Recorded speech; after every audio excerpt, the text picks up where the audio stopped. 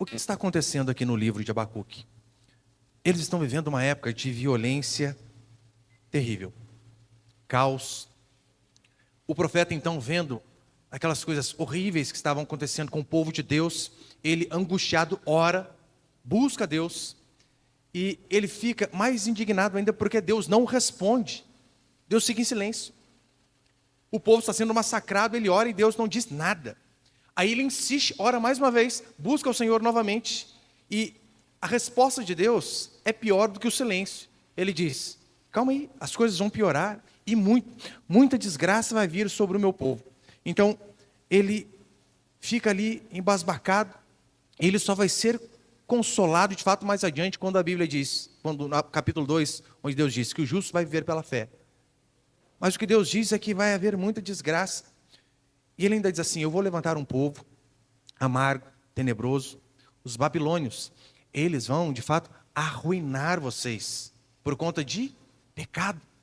Vocês não se arrependeram e vocês vão ver o que vai acontecer. E o livro de Abacuque, ele fala basicamente disso, do juízo de Deus contra os ímpios, mas também do juízo de Deus contra o seu próprio povo. Aqui no caso, o povo de Deus é subjugado pela Babilônia, que historicamente depois foi subjugado pelo Império Medo-Persa. Martin Lloyd-Jones, talvez ele foi um dos escritores, pregadores que mais me influenciou do século passado. Ele diz assim: se tirarmos a ira de Deus das Escrituras, sobra bem pouca coisa para se pregar. Por isso, o tema da minha mensagem é este, né? A santa ira de Deus. Eu, por vezes, fico indignado como pessoas conseguem pregar domingo após domingo, quarta após quarta, e nunca tocar neste assunto que está em toda a Escritura. A ira de Deus, o juízo, o castigo de Deus. Portanto, se você ler toda a palavra e não apenas aquelas partes que você julga ser boas, que é óbvio, Salmo 23 também é a palavra do Senhor, assim como o livro de Abacuque.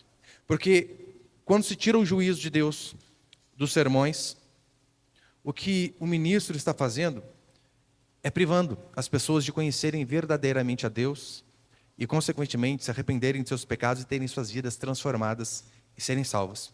Porque sim, para que haja salvação, para que haja arrependimento, é necessário que se pregue sobre o pecado, sobre o juízo, sobre a mão de Deus contra aqueles que pecam. João capítulo 17 vai dizer que a vida eterna é conhecer a Deus. E não só isso, é conhecer a Deus, e quando você conhece a Deus, você teme mais o Senhor. Teme-o. Êxodo capítulo 20, versículo 20, a Escritura vai dizer assim: Moisés respondeu ao povo: não temais, porque Deus veio para vos colocar à prova, para que o seu temor esteja diante de vós, a fim de que não pequeis.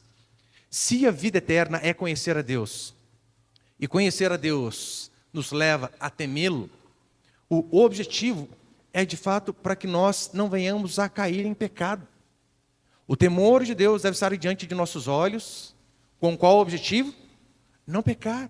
Não é assim que um pai faz em relação aos filhos? Ou melhor, que os filhos fazem em relação aos pais? Se você sabe o pai que você tem, você dificilmente vai querer pisar na bola.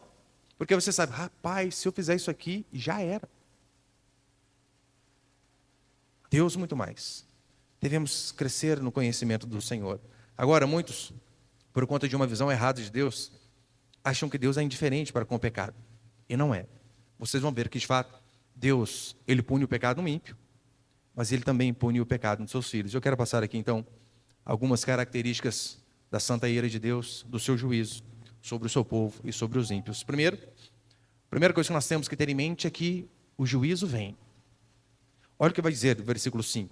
Bom, vamos ler, né? A partir do versículo 1 e a gente já entra no versículo 5. Capítulo 1, versículo 1 diz assim: mensagem que o profeta Abacuque recebeu. Até quando clamarei e não me escutarás, Senhor? Ele está reclamando aqui: Senhor, estou clamando e nada. Ou gritarei violência e não salvarás? Por que razão faz-me ver a maldade e a opressão? A destruição e a violência estão diante de mim. Também há contendas e o litígio é comum. Por causa disso, a lei se afrouxa e a justiça nunca se manifesta. Pois o ímpio cerca o justo, de modo que a justiça é pervertida.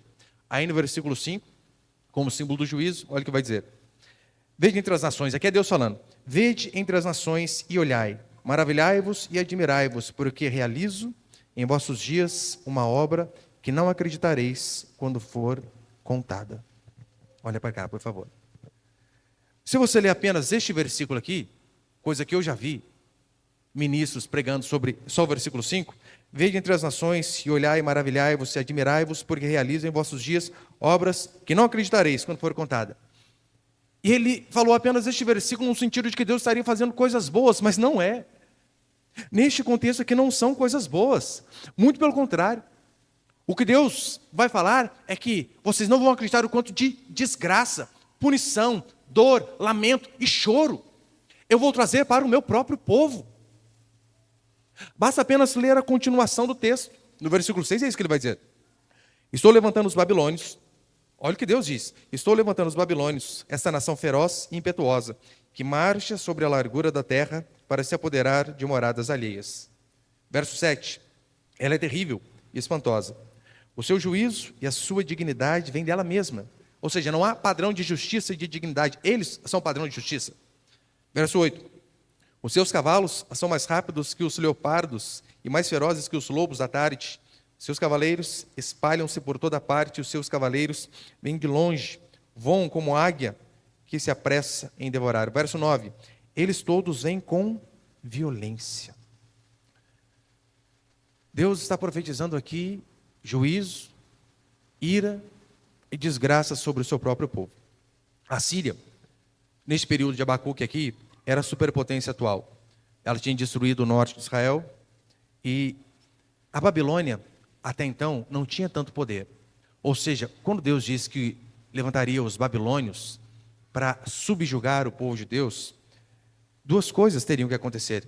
Primeiro, os babilônios teriam que derrotar os assírios, o que já era um milagre. E depois, subjugar o próprio povo de Deus, que, segundo eles criam, não, Deus nos ama, nada de mal pode nos acontecer. Por isso Deus diz, vocês vão ficar admirados e não acreditarão naquilo que eu o farei. E o que ele faria? Puniria o seu próprio povo. Que Deus é bom, ninguém discorda. Nenhum cristão discorda. Nós queremos de todo o nosso coração. Mas esse povo acreditava que por Deus ser bom, não importava o que eles fizessem. Nada de mal lhes aconteceria. Nenhum mal chegaria à sua tenda. Não importa como eles vivessem. Deus é bom. Deus é bom. Hoje nós somos povo da aliança. Esse entendimento errado faz com que muitos cristãos de hoje continuem a viver de forma ímpia. Por quê? Ora, se Deus é amor, se Deus é bom, antes que eu era ímpio, até que vai Deus me punir, mas agora sou filho da aliança. Sirvo a Deus, tenho o Espírito Santo. Como pode Deus fazer o mal para mim? Então, por conta deste entendimento errôneo, eles continuam vivendo suas vidas amaziados. Sim, moram juntos e não casam. Eles continuam sendo escravos da pornografia, tratando mal os seus cônjuges, sendo extremamente sensuais nas roupas que vestem, desonestos por onde passam e acham que está tudo certo. Não está. Experimente não levar Deus a sério. E mesmo sendo filho, você não tem noção o que Deus é capaz de fazer. Experimente. Experimente envergonhar o nome dele e aguarde. Pastor, mas faz tempo que eu levo uma vida não tão firme, até com um pecadinho de estimação, e parece que nada acontece. Via de regra, Deus ele tem o hábito de acertar as contas no final do mês. É igual pagamento. Você não recebe para depois trabalhar. Você trabalha, e depois recebe. Deus, por sua infinita graça e misericórdia, ele vai dando tempo para que haja arrependimento. E se não é demonstrado o arrependimento, ele pune. Por mais improvável que seja, por mais impossível que fosse, Deus julgou o seu povo. E por mais que você ache que seja improvável, Deus punir você por conta de sua vida pecaminosa. Não é. Deus sempre puniu. A história está aí para nos provar. A Escritura está aí para nos provar. Olha, os mais antigos aqui devem se lembrar. Se eu perguntar onde você estava dia 11 de setembro de 2001, foi tentado as Torres Gêmeas, né? A maioria vai se lembrar. Eu lembro exatamente o lugar onde eu estava com a minha esposa quando aconteceu isso. Lembra naquele fatídico episódio onde 2 aviões atingem as duas torres gêmeas, trazendo desgraça para uma nação, levando-se em conta que os Estados Unidos é predominantemente cristão, sempre foi desde a sua fundação, sempre foi. Os Estados Unidos se viu de joelhos diante de um grupo pequeno de terroristas da Al-Qaeda. Eu lembro a época de ler uma reportagem do atual presidente, do presidente da época, George Bush, dizendo assim: eu me sinto impotente ao ver seus conterrâneos pulando de cima do prédio. Tamanho era o desespero, porque iam morrer. O homem mais poderoso do mundo se sentindo impotente. Imagina como era para a maior nação que existe hoje em dia, diante daqueles homens radicais, o que eles poderiam fazer para colocar medo neles? Você imagina os Estados Unidos, o presidente, vindo em TV aberta e dizendo assim: nós vamos matar vocês. E eles do outro lado rindo, dizendo: não, não precisa. Nós já nos matamos. Nós fazemos este serviço. Eles têm a audácia de enrolar explosivos em bebês. Vocês acham que eles temerão o quê? Nada. A maior nação ficou de joelhos, mesmo pensando que estavam seguras. Não estavam. A mesma coisa aconteceu com Israel. Israel pensava assim: estamos seguros. Os caldeus não virão. Os babilônios não virão. Podemos viver a nossa vida normalmente. Você, por vezes, pensa assim: eu sou seguro, sou filho da aliança. Não é possível que Deus um dia pese a sua mão sobre mim. Quem disse? É um erro. Achar que porque somos filhos, não seremos punidos se andarmos no pecado. É um erro. Ah, pastor, mas o meu problema são só alguns pecadinhos. Tem gente muito pior que eu lá fora. E pode ser que tenha mesmo. Mas a questão é, a Escritura diz que Deus corrige a quem ama. O pai disciplina os filhos. Ah, Deus me entende. Não, não entende. Não entende. O juiz de Deus, muitas vezes na Escritura, ele demora um pouco, porque Deus é misericordioso para ver se as pessoas, de fato, conseguem chegar ao arrependimento. Mas inúmeras vezes, o juiz de Deus também vem como um assalto. É uma pisadinha fora aí, acabou. Não é assim como Jesus, que disse que ele virá como um ladrão? Na época de Noé, como aconteceu? Noé, o pregador da justiça, diz a Escritura que durante anos ele pregou arrependimento àquele povo. Diz a Escritura que o povo bebia, comia, casava, se dava sem casamento. Ou seja, que o povo vivia a sua vida normal. Normal. Comer, beber, casar, vida normal. Só que, vivendo essa vida, eles não deram ouvidos àquilo que o pregador da justiça estava dizendo. Arrependam-se, entram na arca, pois tudo vai inundar. E alguns estudiosos vão dizer que, para piorar a situação, para aquelas pessoas serem ainda mais incrédulas, até aquela época não havia chovido, a terra era regada por baixo. Aí aparece Noé, um doido da cabeça, dizendo: olha, vai cair água do céu, vai transbordar tudo, e tudo isso aqui vai ficar inundado. Ninguém creu nele. Mas ele estava falando a verdade. Só que o povo pensava: é improvável. Não, Deus não vai fazer isso. Qual foi o resultado? Exceto 8 pessoas. Todos morreram. E quando eu digo todos, eu quero que você mentalize idosos. Consegue imaginar idosos se afogando? Mães com bebês no colo. Crianças pequenas como a nossa que acabaram de aprender a andar. 1, 2, 3, 5 anos. Todos morreram. Não sobrou ninguém além daqueles 8. 1 Tessalonicenses capítulo 5, versículo 3, Paulo vai dizer assim: quando andarem dizendo paz e segurança, eis que lhes sobrevirá repentina destruição. Foi basicamente o que estava acontecendo com aquele povo. Não, não vai acontecer nada de mal. Veio. Por isso, é fundamental, você que é cristão e às vezes já há anos, não flertar com o pecado, não brincar com o pecado. Mas é só um sitezinho, é só um videozinho, é só um aplicativo, é só uma olhadinha. É só uma desonestidade, é só uma coisinha pequena. Lembre que a desgraça veio sobre a vida de Davi, começando com uma olhadinha. Lembra Davi? Em cima do seu palácio, só dando uma olhadinha, de repente ele vê uma moça. Nossa, que moça bonita. Tomando banho. Ó. Veio desgraça sobre ele. E não só sobre ele. Sobre ele e sobre toda a sua família. Portanto, seja radical com o pecado. Não brinque com Deus. Não há lugar que o Senhor não possa nos achar. Não há lugar escondido onde nós podemos fazer aquilo ali. Olha, aqui ninguém vai ver. Não tem câmera, ninguém pode me ver aqui escondido. Deus é. Não é isso que vai dizer o Salmo 139? Se subo aos céus, lá estás. Se desço no mais profundo abismo, lá estás também. Se tomo as asas da alvorada, me tenho no confim dos montes, dos mares. Ainda lá me haverá de guiar a tua mão. Ou seja, não há um lugar sequer na face da terra que Deus não nos veja. Romanos capítulo 2, versículo 16, Paulo vai dizer assim: Deus, por meio de Jesus, um dia vai julgar os segredos dos homens. Eu não sei quanto a você, mas como eu sempre falo, ler Romanos 2:16 me dá um frio na espinha, por saber que um dia Deus julgará os segredos dos homens. Aquilo que ninguém sabe. Aquilo que provavelmente a sua esposa jamais desconfia. Aquilo que o seu cônjuge, seu marido, jamais pensaria de você.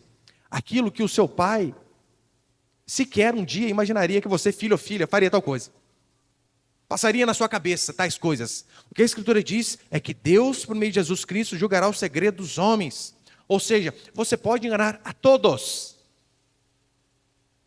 Por um curto período, até por toda a sua vida. Mas Deus não se engana. Os olhos do Senhor, como diz a Escritura, passam por toda a terra. Não há quem possa se esconder dele. Portanto, o temor é fundamental para que venhamos a andar em santidade. E a santidade é essencial para não pecarmos. E não pecar é fundamental para que Deus não nos puna e não nos castigue severamente. Segundo princípio, Deus não tem favoritos. Aqui o profeta Abacuque, ele fica surpreso com o juízo de Deus sobre o seu próprio povo. Porque Israel era o povo da aliança. Não era o Deus de Abraão, Isaac e Jacó, o Deus ao qual eles criam. Jeremias, certa feita, vai dizer assim: com amor eterno te amei, por isso, e com benignidade te atraí. Deus dizendo: com amor eterno te amei. De forma benigna, eu te atraí. E o povo tinha essa consciência de que eles eram o povo da aliança. Só que uma teologia errada nos coloca em crise. Os judeus pensavam de que forma? Nós somos o povo de Deus, ele não pode fazer isso, nos destruir. Pensamentos que por vezes o cristão tem hoje. Você pensa assim também que, olha, eu sou crente, não importa o que eu faça, eu vou ao culto, sou dizimista, olha, de vez em quando eu ajudo nas coisas que precisa. Não é possível que Deus fique bravo com um pecadinho. Quem disse? Jeremias, ele foi contemporâneo de Abacuque. E ele condena, durante seu ministério, de forma veemente, os falsos profetas. E sabe o que os falsos profetas da época de Jeremias diziam? Eles não diziam assim: Satanás te abençoe, que a pombagira te proteja. Não, não era isso. Sabe o que os falsos profetas da época de Jeremias profetizavam? Eles diziam: fiquem em paz, nenhum mal vai acontecer a vocês. Jeremias fica indignado, e no capítulo 6 ele vai dizer assim: esses homens, esses falsos, eles curam superficialmente a ferida do meu povo, dizendo paz, paz, quando não há paz. Qual era então a mensagem do falso profeta? Eles diziam que sempre haveria paz, não importasse como o povo de Deus vivia. Jeremias diz: não. Veja se não é semelhante aos falsos profetas de hoje em dia, aos pastores modernos de hoje, os pastores que, em nome de Deus, distorcem a Escritura para falar simplesmente aquilo que o povo quer ouvir. Ele tem medo de chegar aqui e confrontar a respeito de vestimenta, de linguajar, de vocabulário, de como esposa trata marido, de como marido trata esposa, de como pais educam os filhos. Ele tem medo, porque ele sabe que se ele for firme, ora, pode perder a arrecadação. Então o que ele faz? Paz, paz, quando não há paz. Todavia, o verdadeiro pastor é aquele que, em nome de Deus, ele fala a verdade para você. E a verdade, por vezes, como que dói. Nos machuca, nos fere. Mas não esqueçamos de Provérbios que diz: leais são as feridas feitas pelo que ama. Porém, os beijos de quem trai são enganosos. Aquele que ama de fato, fere, mas fere para o bem. Uma vez eu conversava com um vizinho, e ele vivia a murmurar da vida que ele tinha. Tudo era ruim. Eu nasci numa época difícil. Trabalho na minha área é difícil. Hoje em dia as coisas estão mais caras. Eu lembro que era 5 minutos conversando com ele, eu já ficava depressivo. Só reclamava, só reclamava. E a culpa era de todo mundo. O governo não ajuda. O prefeito atrapalha. Meus parentes não querem saber de mim. Eu não tive pai. Só isso. Eu dizia para ele: irmão, eu não quero menosprezar o seu sofrimento e a sua angústia. Só que você reclama só dos outros e você nunca vê o seu erro. Faça a sua parte. Pare de reclamar. Pare de murmurar. E ele ficava bravo comigo. Não é assim que nós fazemos? Colocamos a culpa em todo mundo. Mas nunca vemos o nosso pecado. Nós conseguimos ver o pecado nos outros, mas não vemos o pecado em nós. Nós nos esquecemos que a sujeira, ela não é mais limpa, porque está no pelo da ovelha, em vez de estar na pele do porco. Sujeira é sujeira em qualquer um. Se você ler a Escritura, de fato, como Deus a escreveu, você vai ver que prostitutas pecam, assassinos pecam, e são punidos por Deus. Da mesma forma, Davi, o homem segundo o coração de Deus, peca e é exemplarmente punido por conta de seu pecado. É por isso que Paulo vai dizer assim em Romanos 2,9: tribulação e angústia virão sobre toda a alma que comete pecado. Ele não especifica aqui toda alma ímpia, toda alma, judeu e grego, preto e branco, rico e pobre, homem e mulher. Tribulação e angústia virão sobre toda alma que comete pecado. Terceiro, põe por favor, Caio.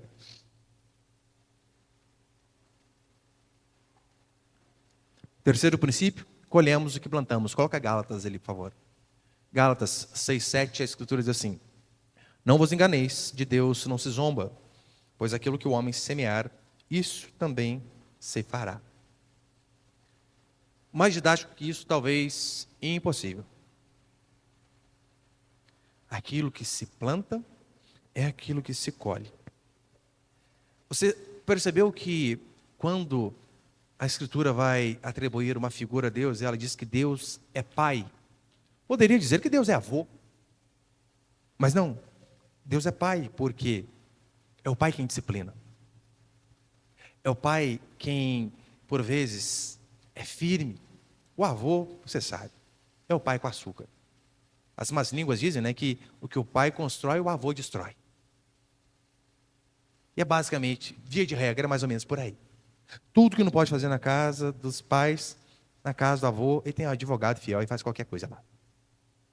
Mas a figura que a Escritura nos dá é: Deus é pai, aquele que disciplina. Romanos capítulo 13, versículo 3 e 4. Esse texto, ele é, de fato, primeiramente aplicado à autoridade civil, governamental. Mas é claro que o princípio da autoridade serve para qualquer coisa, seja autoridade dentro de casa, no trabalho e qualquer outra situação. Mas olha o que vai dizer, Romanos 13, versículo 3 e 4. Porque os magistrados não são para temor quando se faz o bem, e sim quando se faz o mal. Queres tu não temer a autoridade? Faz o bem e terás louvor dela, visto que a autoridade é ministro de Deus para o teu bem. Entretanto, se fizeres o mal, teme, porque não é sem motivo que ela traz a espada, pois é ministro de Deus, vingador, para castigar o que pratica o mal. Paulo, ao falar sobre a autoridade, ele diz: a autoridade traz a espada, que era a arma da época. Hoje seria o AR-15, ou AK-47. Mas a autoridade traz a espada, e não era para passar manteiga no pão. Era literalmente para degolar aqueles que faziam aquilo que é errado. Mas ele diz, não, se você não quer temer a autoridade, é só você fazer aquilo que é correto. Fazer aquilo que é bom. Em relação a Deus é a mesma coisa. Não quer sofrer punições severas? Faça o que é correto. Em relação aos pais é a mesma coisa. Não é assim? Olha, meu pai, eu lembro que às vezes eu chegava, ficava deitadão no sofá lá. Meu pai, ele tem um dedo tão grosso que às vezes ele me chamava com o dedo na costela, assim, ó, enfiava aqui, né? Eu só imaginava, gente, se esse dedo na costela, achou que imaginou uma mão dessa na minha cara. Minha cabeça ia ficar igual o desenho, sabe? Virando assim. É ruim de eu fazer alguma coisa, desobedecer. Vai fazer outra coisa. É agora. Não. Tá louco. Tamanho do homem. Tamanho da mão. Dá uma mão grossa ainda. Não. Tem amor próprio. Amor próprio. Em relação aos pais é a mesma coisa. Se você de fato não quer ser punido, o que você deve fazer é ser obediente. Eu acho que eu coloquei uma paráfrase, põe por favor, uma paráfrase desse texto aqui de Romanos em relação aos pais e aos filhos. Diz assim: porque os pais não são para temor quando se obedece, e sim quando se desobedece. Queres tu não ser disciplinado por seus pais? Obedeça e ganhará presentes. Entretanto, se desobedecer, teme. De fato, pais bíblicos disciplinam quando é necessário. Agora, se pais que amam têm o dever bíblico de disciplinar os seus filhos, isto porque Deus ordena, o que faz você pensar que Deus não agiria desta forma conosco, com você? Se Ele ordena aos pais, olha, se os filhos desobedecerem, discipline-os. E nós, como seus filhos, podemos andar de qualquer jeito, fazer o que quisermos, e não vai haver disciplina sobre nós. É engano, é querer se enganar. Sempre colhemos o que plantamos. É interessante que, se você ler a história do povo de Israel, você vê que Israel, por vezes, oprimiu o seu próprio povo. Outras nações, mas oprimiu o seu próprio povo. E a consequência de Israel oprimir, como diz a Escritura, que é aquilo que nós plantamos, nós colhemos, olha o que diz o versículo 6 e o versículo 7. Estou levantando a Babilônia, essa nação feroz e impetuosa, que marcha sobre a largura da terra, para se apoderar de moradas alheias. Que coisa! Ela é terrível e espantosa. O seu juízo e a sua dignidade vêm de si mesmas. Calma aí, vocês oprimiram o povo? Eu vou levantar um povinho que vai oprimir vocês também. Israel, por vezes, em sua história, foi violento. E é interessante que no verso 2 diz que Deus vai levantar um povo violento para puni-los. Por quê? Aquilo que nós plantamos é aquilo que nós colhemos. Israel, por vezes, agiu de forma errada com outras nações e com o seu próprio povo. E o que Deus faz? Levanta uma nação que retribui aquilo que Israel fez, só que numa medida muito maior. O versículo 9, por exemplo, olha o que vai dizer: eles todos vêm com violência, a sua vanguarda irrompe como o vento oriental, ajuntam cativos com areia. A Escritura diz também que certa vez Israel furtava outras nações. Coloquei ali Jeremias 22, 13. Jeremias 22, 13 vai dizer assim: ai daquele que constrói a sua casa com meios ilícitos e os seus aposentos com injustiça, o que faz com que o seu próximo trabalhe de graça e não lhe paga salário. Aqui Jeremias está bravo com o povo de Israel porque Israel não era o Brasil, mas eles viviam a dar o jeitinho brasileiro. Eles iam construir, vamos colocar cerca aqui. Ninguém viu? Põe 2 metros para lá. Vamos ganhar um pouquinho aqui. Eles eram desonestos, roubavam. E a consequência, no versículo 6. Ora, vou colocar sobre vocês um povo que se apodera de moradas que não são suas. Vocês não gostam de fazer assim? Vão fazer. Não é assim que diz o adágio popular? Planta-se vento, colhe tempestade? É exatamente o que Deus está dizendo. A Babilônia se levantou por ordem divina e arrancou a vida, a honra, a humilhação, a dignidade de Israel, por conta do pecado. Se colhe aquilo que se planta. É óbvio, né? Se você colhe aquilo que você planta, e via de regra nós colhemos muito mais. Não é assim que funciona? Você planta uma semente de laranja, o que você colhe? É uma semente de laranja? Não, você colhe um pé de laranja. você colhe mais. Em relação ao pecado é assim. Mas Deus é tão misericordioso que se nós também plantamos coisas boas, claro que a recíproca é verdadeira. Colheremos mais do que aquilo que plantamos também. Já estou encerrando? Quarto, põe por favor, Caio. Quarto, o juízo sobre os crentes é para restaurar e não destruir. 1 Pedro 4,7, Pedro vai dizer assim: o juízo é chegado e começa pela casa de Deus. É exatamente o que Deus está fazendo aqui.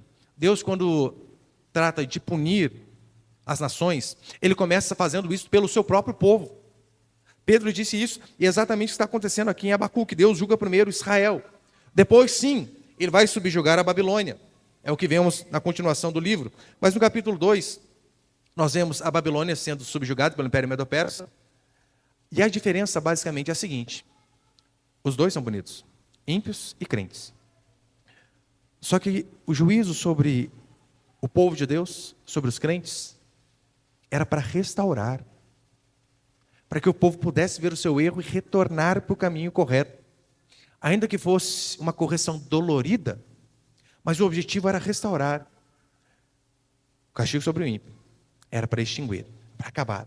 Israel, de fato, depois de ser punido por Deus, após 70 anos, eles voltam à Babilônia, que é o atual Iraque.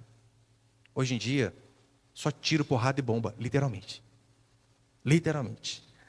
Babilônia, seu jardim suspenso, seu grande poder, seu império, só história. O sofrimento do justo, como diz aqui a Escritura, ele é temporário. O castigo dos ímpios é final. Sem dúvida.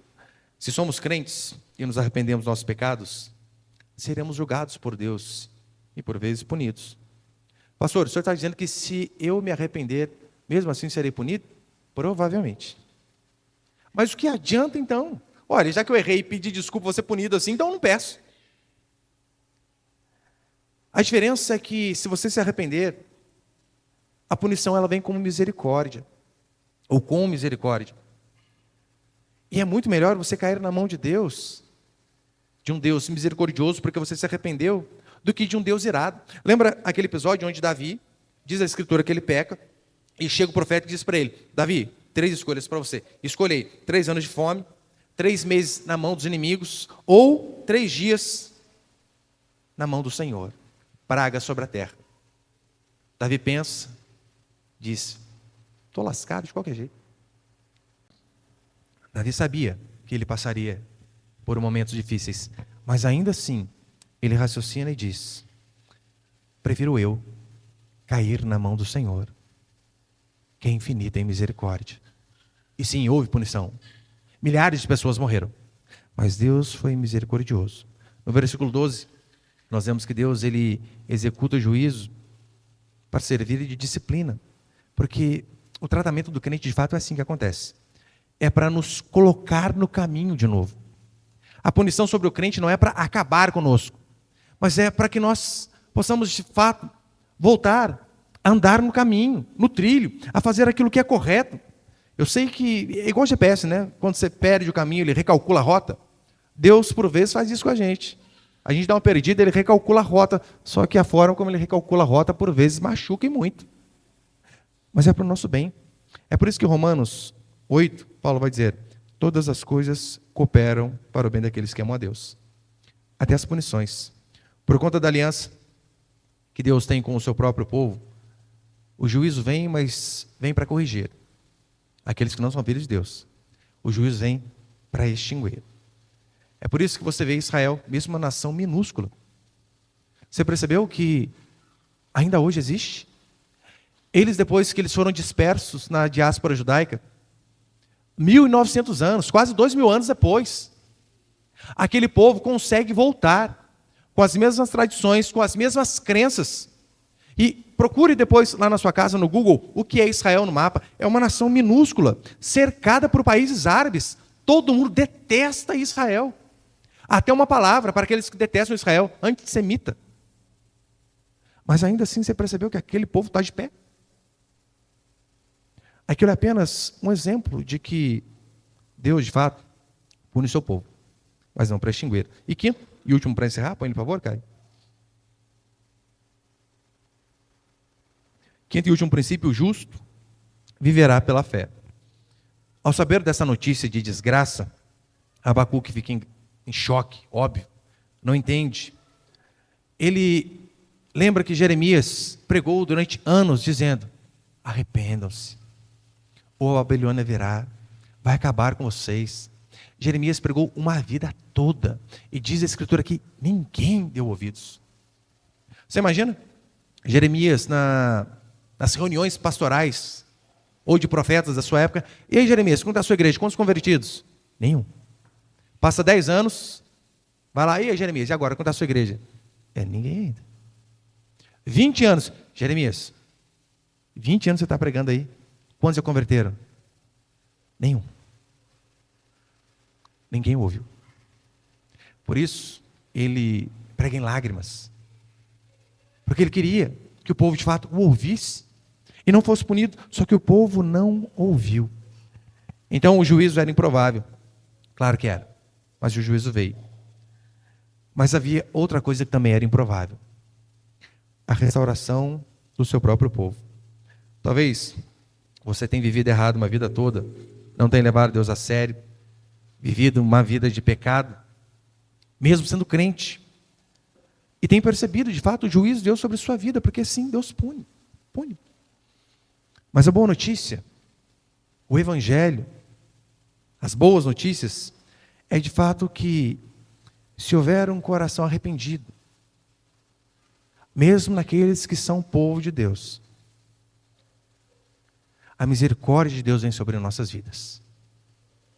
Deus, sim, Ele é misericordioso para todo aquele que demonstra arrependimento, que de fato reconhece o seu erro, reconhece o seu pecado. Não há na história uma pessoa ou uma vida tão ruim que não possa ser restaurada por Deus, desde que haja arrependimento. Você vê na Escritura pessoas que eram terríveis. O rei Manassés, diz a Escritura, que ele ofereceu o seu próprio filho como holocausto a entidades pagãs.